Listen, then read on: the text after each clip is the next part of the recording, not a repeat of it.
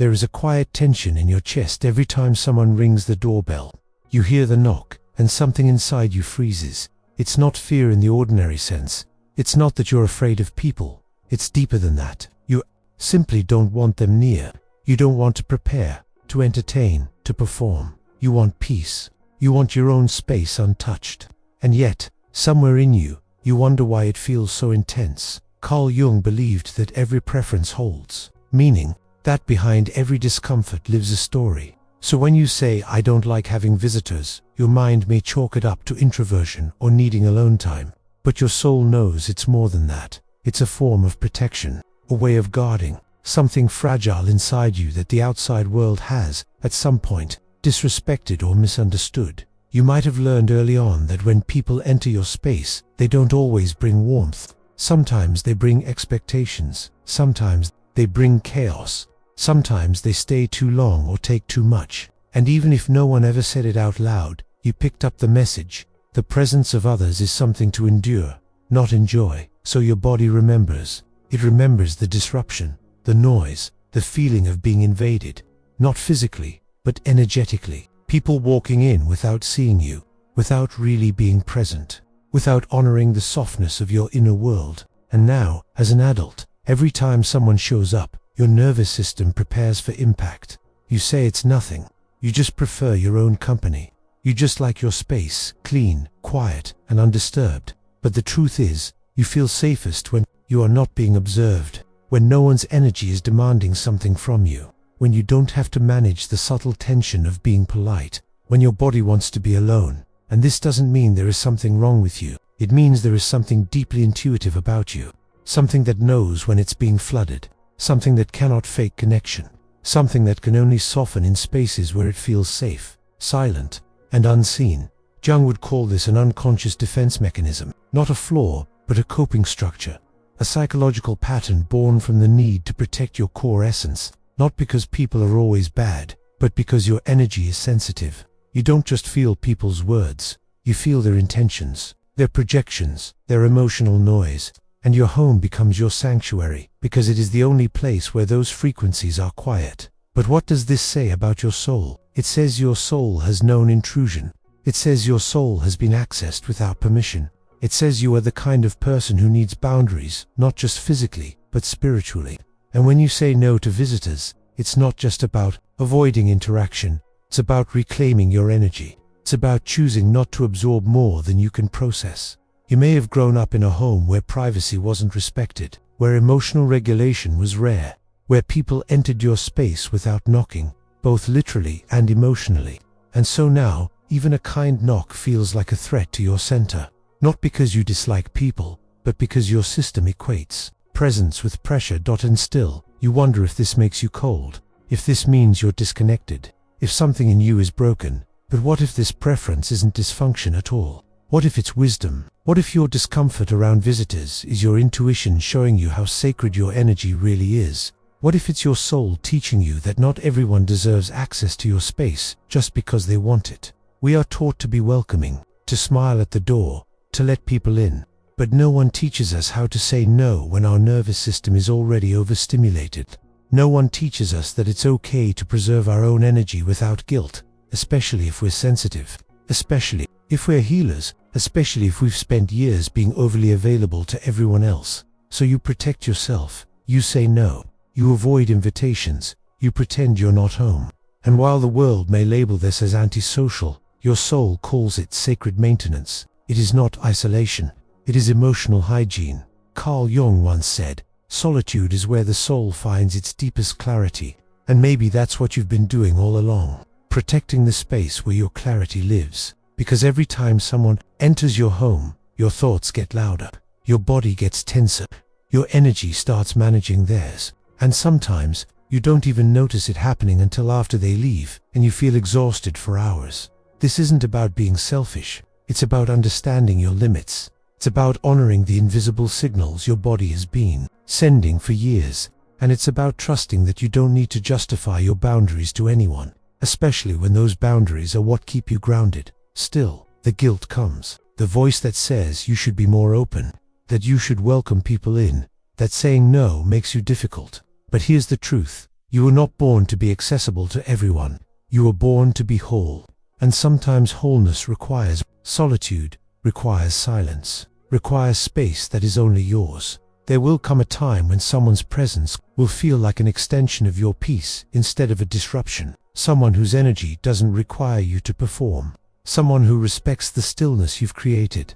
And in that moment, you'll remember that it was never about avoiding people. It was about learning to be in relationship without abandoning yourself. So if you don't like having visitors, don't rush to fix it. Listen to it. Trace it. Ask where it comes from. What it's protecting. What it remembers. Because within that discomfort is a doorway to deeper self-awareness. A message that your soul has been whispering all along. Protect your space. Protect your light. Not out of fear, but out of reverence. And the next time someone knocks, you'll know that it's not about whether or not you open the door. It's about whether you feel safe enough to stay open after they leave. Before we go deeper, if being around people drains you or makes you disconnect, the Jung Method can help you understand your energy and heal from the root. It's time to stop feeling overwhelmed and start feeling safe again. The link is pinned in the first comment. What most people don't realize is that disliking visitors is not about avoiding others. It's about the way your body interprets emotional energy. You feel the weight of every presence, every subtle expectation, every unconscious tension in the room. You are not just sensitive to noise or movement. You are sensitive to intention. That is not weakness. That is energetic intelligence. When someone steps into your space, your system automatically begins to scan, not just their words, but their emotional state, their inner conflicts, their mood, their need. And without meaning to, your mind begins organizing how to respond, not because you want to perform, but because you learned long ago that the safest way to exist is to anticipate others before they can disturb your peace. This is what Carl Jung meant when he spoke about the unconscious. You are not reacting to the visitor, you are reacting to the field of emotions they carry, the invisible atmosphere they bring, the stories they have not processed, the wounds they do not speak of. You feel it all, and so you avoid. You prefer solitude not because you are cold, but because solitude is the only place where you are not overwhelmed by what isn't yours. There is a kind of sacredness in that self-awareness, in knowing that your nervous system needs time to settle, in recognizing that your energy is a limited resource, that letting someone in is not just about opening a door, it's about opening an energetic gate, and that takes trust. When people walk into your home, they are not just entering your physical space, they are stepping into your field. And if they come ungrounded, chaotic, needy, or unconscious, they disturb the balance you worked so hard to build, even if they smile, even if they mean well, because energy never lies, and you've learned to listen to it more than you listen to words. This is the wisdom of the soul that remembers past chaos, that remembers what it's like to clean up after emotional messes that were never yours, that remembers what it's like to feel responsible for how other people feel once they enter your life. So you protect, you close the door, you stay quiet, not because you want to be alone, but because you want to stay intact. But here's the part no one talks about. Even when you avoid visitors, there's a part of you that still longs to be met, to be understood, to be held without being drained. That part of you is not in contradiction, it is in longing. It's the part that says, I want connection, but not at the cost of my peace. So what does it mean to build a life where both are possible? It begins by listening to your resistance.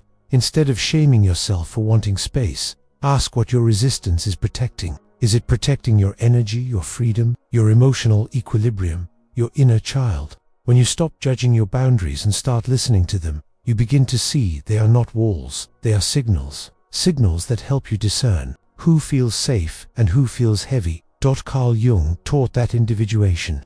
The journey toward wholeness requires deep honesty with ourselves. That means acknowledging the part of you that is tired of being available, the part of you that needs space to think, feel, and simply exist without managing the presence of others. This is not selfishness. This is energetic maturity. As you begin to trust your own inner rhythm, you also start to redefine connection.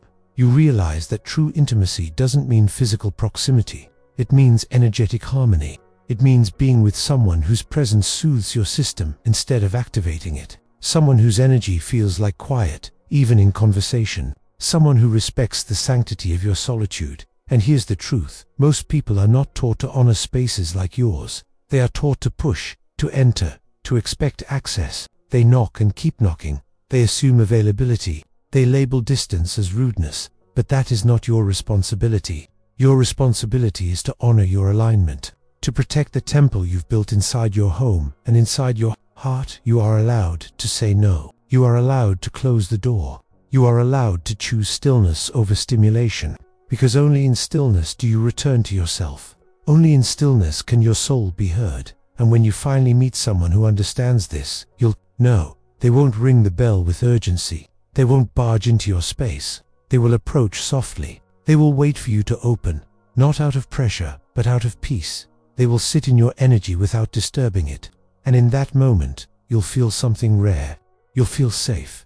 This is the kind of presence your soul has been waiting for. Not visitors who take, but companions who respect. Not noise, but resonance. Not performance, but presence. And maybe, after all this time, you'll begin to open the door, slowly. Not because you were wrong to close it, but because you finally remembered that the right energy does not threaten your inner world. It reflects it. Your dislike of visitors was never about rejection. It was about discernment, about longing for the kind of connection that does not require you to leave yourself, about refusing to entertain chaos just to avoid being alone, about becoming so deeply attuned to your own energy that anything misaligned is felt instantly. So, give yourself grace, give yourself silence, give yourself the room to breathe without explanation, and remember that your home, your body, your soul are not places to be accessed freely. They are places that require reverence. This is not just a lifestyle choice. This is a soul choice. The choice to live in a way that protects your frequency, honors your truth, and allows you to feel safe in your own skin. Not everyone will understand. That's okay. Your boundaries are not for them. They are for you. And in the quiet spaces you've preserved, you'll begin to hear it, the voice of your own soul saying, "Thank you for listening." There will be moments when you doubt yourself, when someone says you're too distant, when they take your boundaries personally, when they accuse you of being cold or unavailable. In those moments, you might feel the urge to explain, to defend the silence you've chosen, but you don't have to. Not everyone is meant to understand your boundaries, because your boundaries were not built from arrogance. They were built from survival. They were shaped in moments when being accessible cost you your peace, when saying yes meant losing sleep, or energy, or clarity. And now, you are learning to choose differently, not to punish others, but to protect yourself. The soul is not meant to be overstimulated every day. It is not meant to be constantly exposed. Just like the body needs rest, your spirit needs solitude. And it is in those quiet, uninterrupted spaces where the deepest healing begins. So the next time you close the door and breathe deeply into your own stillness, know this: you are not shutting the world out. You are coming home to yourself. And that is not something to hide or fix. That is something to honor.